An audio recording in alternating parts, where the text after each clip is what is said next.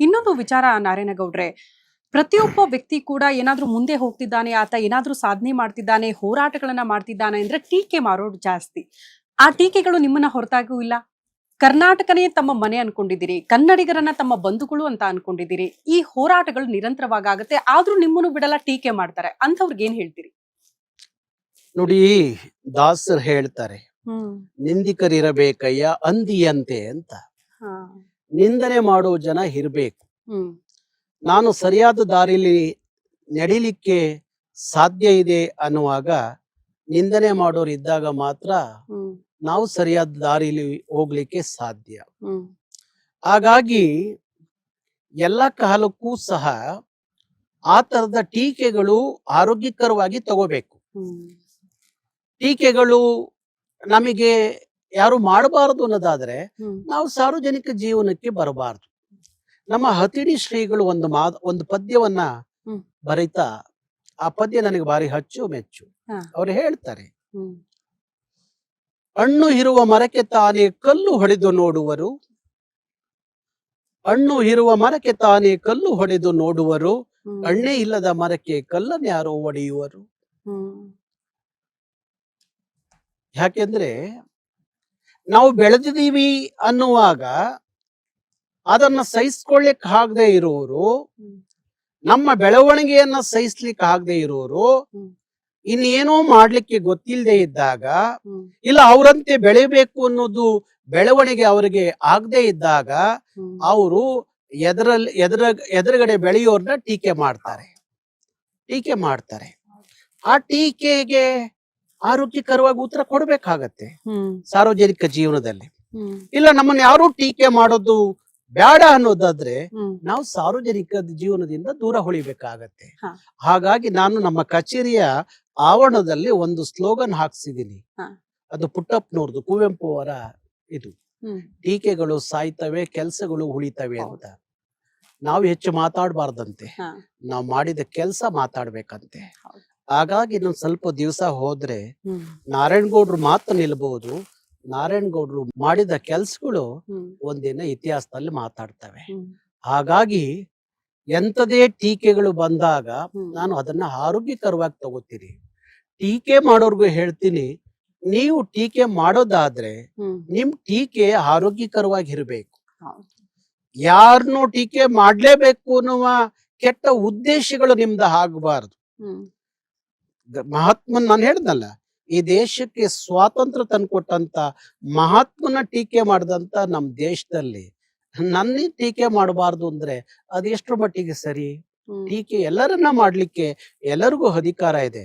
ಆದ್ರೆ ಆ ಟೀಕೆನ ನಿಮಗೂ ಏನು ವರ್ತ್ ಅಲ್ಲ ಅನ್ನೋದನ್ನ ನೀವು ಕಲಿಬೇಕು.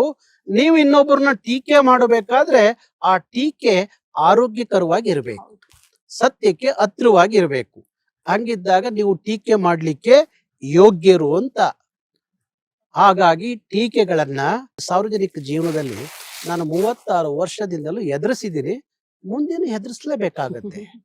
ಸಾರ್ವಜನಿಕ ಜೀವನದಲ್ಲಿ ಇದ್ದವರು ಟೀಕೆ ಹೊಗಳಿಕೆ ಎಲ್ಲವನ್ನ ಕೂಡ ಸಮನಾಗಿ ತೆಗೆದುಕೊಳ್ತಾ ಇದ್ರಿ, ತಗೊಳ್ಬೇಕು ಅನ್ನೋ ವಿಚಾರಗಳನ್ನ ಹೇಳ್ತಾ ಇದ್ದೀರಿ. ನಾನು ಎಲ್ಲ ಕನ್ನಡ ಚಳವಳಿಯ ನಾಯಕರಿಗೆ ಅವಾಗ ಒಂದು ಮಾತು ಹೇಳ್ತಾ ಇರ್ತೀನಿ.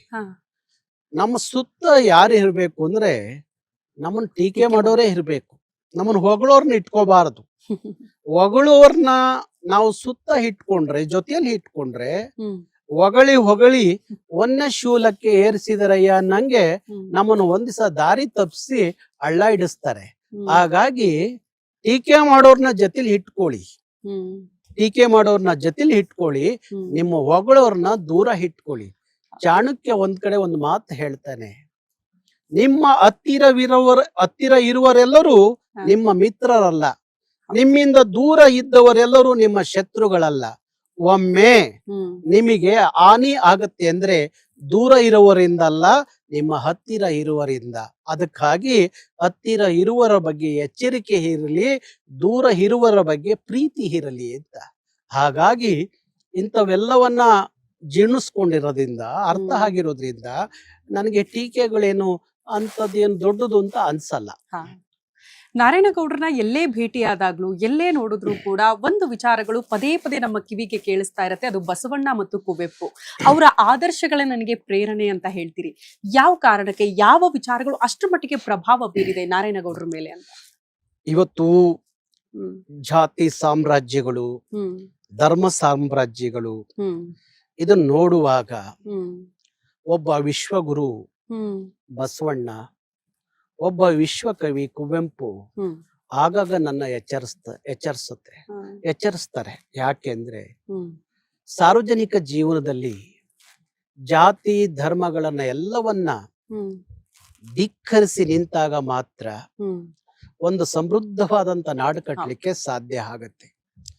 ಬಸವಣ್ಣವರ 12ನೇ ಶತಮಾನದಲ್ಲಿ ಹ್ಮ್ ಕಳಬೇಡ, ಕೊಲಬೇಡ, ಹುಸಿಯ ನುಡಿಯಲ್ಲೂ ಬೇಡ, ಮುನಿಯ ಬೇಡ, ಅನ್ಯರ ಕಂಡು ಅಸಹ್ಯ ಪಡಬೇಡ, ತನ್ನ ಬಣ್ಣಿಸಬೇಡ, ಇತರರ ಅಳಿಯಲು ಬೇಡ, ಇದೇ ಅಂತರಂಗ ಶುದ್ಧಿ, ಇದೇ ಬಹಿರಂಗ ಶುದ್ಧಿ, ಇದೇ ನಮ್ಮ ಕೂಡಲ ಸಂಗಮ ದೇವನೊಲಿಸುವ ಪರಿ ಅಂತ ಹೇಳಿ ಬಸವಣ್ಣವರ ಆ ವಿಶ್ವಮಾನವ ಸಂದೇಶ ಇದೆಯಲ್ಲ, ಹ್ಮ್ ಅದು ನನಗೆ ಭಾರಿ ಪ್ರೀತಿಯಾದ್ದು. ಹ್ಮ್.